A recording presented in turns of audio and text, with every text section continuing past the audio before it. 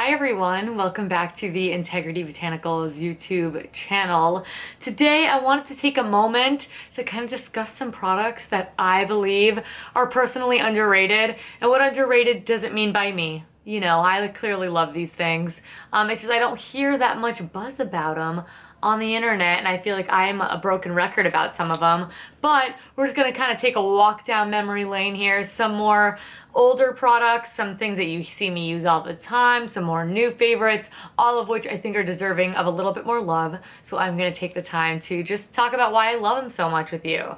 First up, this is an old favorite. I've loved this ever since it launched on the website. It's probably been about 2 years now, and this is oles ointment. So the cover of mine is all kind of shot, but it is just a multi-purpose balm to use on dry, chapped skin. I did even used to like taking a touch of it because it is like this really beautiful emollient texture. It looks really pretty to add on top to the high points of the cheeks and get a little bit more of that like really pretty natural wet look. It looks really good on a no makeup day. I did just get a tattoo on the back of my arm, and I've been loving to apply. I could use some right now, honestly, to the back of that because that area gets significantly chapped. It's just good for everything. Cuticles, you know what I mean? It is a multi-purpose balm. That is what it is all about. But what's different about this balm is that does actually have a it has an olive oil base to it, which is very unique and I think actually works beautifully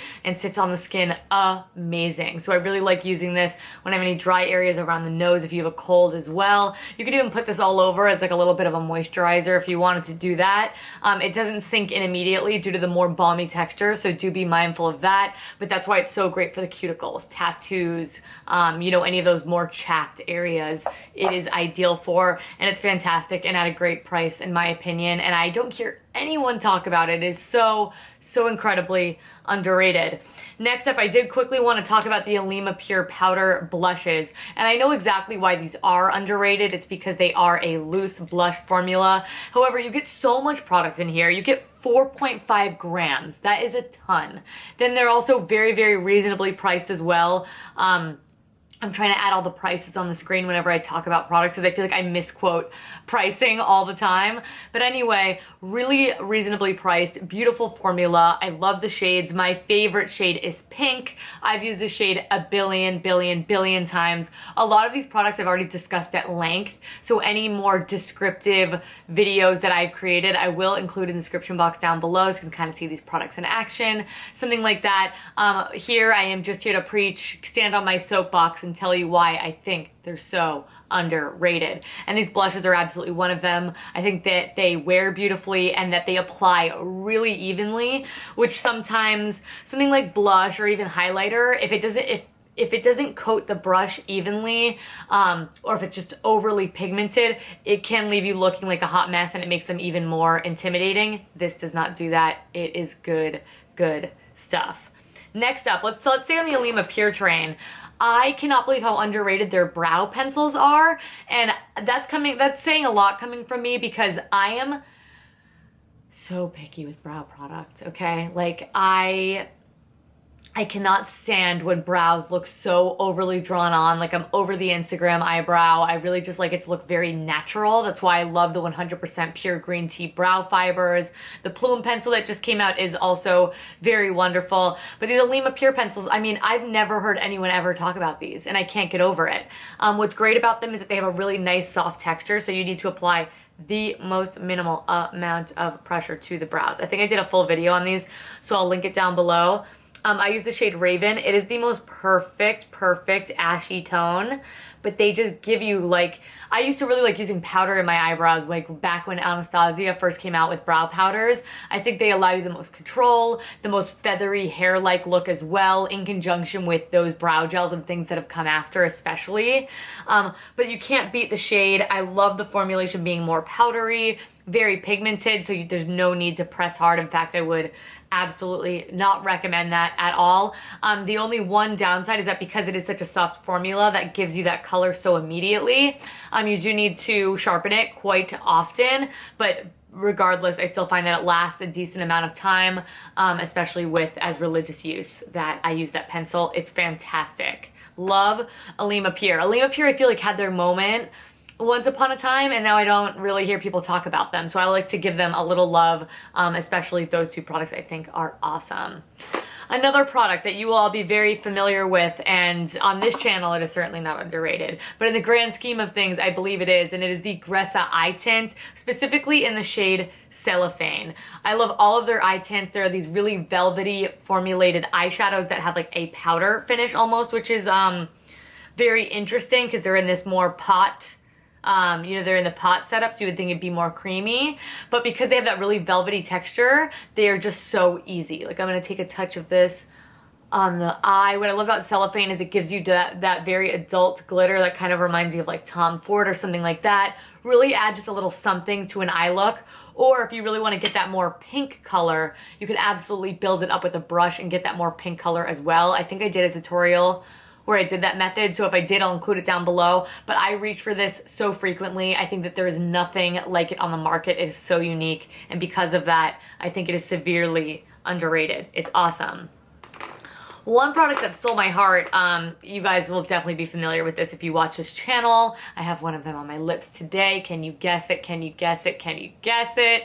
It is the Vapour lip tints. These are phenomenal. They are just these sheer lip conditioners that contain SPF 15.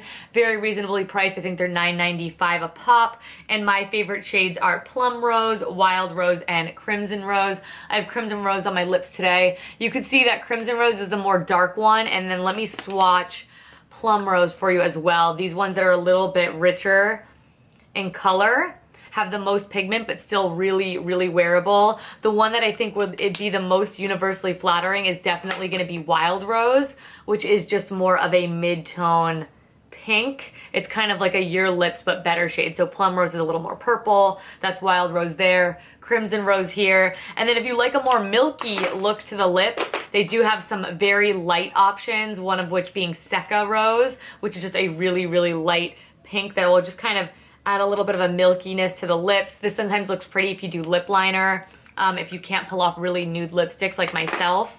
Or Beach Rose, I actually liked this for a while as well because it's more of a peachy nude that it's almost colorless, but it takes away from your natural lip color a little bit, so it makes your lips look a little more like intentional rather than you forgot to put something on. So I like that a lot as well. Reasonably priced, what's not to like, SPF, awesome for the summertime, throw in the bag, boom, boom, boom. Rituel de Fille, lip sheers. Okay, I've talked a lot about these as of late. They completely stole my heart. I think they're awesome. They are significantly more pigmented than something like the Babo that I just discussed with you, but they are equally comfortable to wear. They are the dream product. The only thing is always that I wish is that there were more shades, but I just did an IGTV video swatching every single one of these, so I'm not gonna spend too much time talking about them, but they are so comfortable and they have a feeling to them where it almost feels like my lips are like plumped up. It's like, I don't know how to describe it, but nothing is more comfortable, especially with the length of wear that you get out of these. They are transferable, so they're by no means like all day wear or anything like that, but for the amount of time that they do last, given the comfortability of them, I think that they're awesome. You definitely get a few hours of wear out of those unless you're eating and wiping off the lipstick, things like that to be excluded. Hynt Beauty. Hynt Beauty is another brand that I feel like because they don't come out with products like, you know, every week, you kind of can forget about them, but they create some of my favorite products. You know, I've loved their Nocturne mascara forever, but that is universally loved. I want to talk about two things that I feel like are not talked about as much, and my favorite sweet trio that they've ever created is the Sweet Sahara Trio. This one's awesome. It has the 6-pan setup, so you actually get 6 shades, even though it is technically a trio. You can see that I've used that peach shade to death. This is what I do have in my eyes today. I've definitely done a tutorial using this product as well. I just think you can really get a lot done with this product as well. I do tend to like to mix and match a little bit. Today I did not, which is nice, but I typically do. But I like they have a brow bone shade, a transition shade, 2 metallic kind of pop lid shades, and then a dark brown to kind of beef up the crease, and then a black shadow if you want to line or set any liner that you already have, or even hell, do a smoky eye if you like. That is an option as well. Formulation on this I think is very, very, very beautiful, and a product that I reach for continuously, and whenever I put it on I have a good eyeshadow day, and what more could you want? finally from Hynt Beauty, I don't think I've shared this sponge as much in a while because I did fall in love with the 100% pure sponge, which also is great and underrated, but I wanted to mention this one because this one's so awesome and so cost effective. It's $8, maybe $9.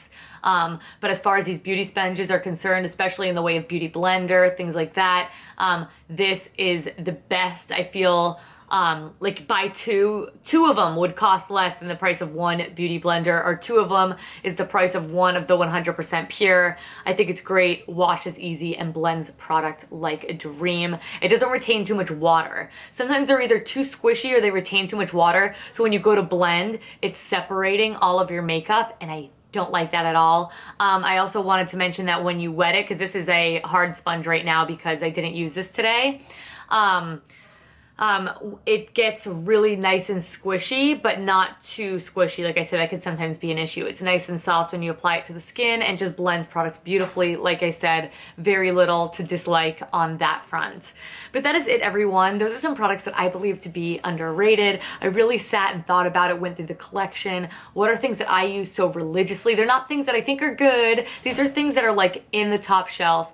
Use them all the time, and for whatever reason I feel like I am the only one loving on them. So I will, like I said, link any more helpful videos down below. If you all have any questions, I am very familiar with all of these. None of these are new to me. Make sure you leave me a comment down below as well. I would love to help you out with that or answer any questions you may have. As always, all of our social media is always linked down below if you'd like to follow us elsewhere. But in the meantime, please give this video a big thumbs up and subscribe because I do upload here twice weekly and I do not want you all to miss it. Thank you so much always for all the love and support. Direct product links down below so you could check them out. And I appreciate you guys. Thank you so much, and I will catch you in my next one. Bye.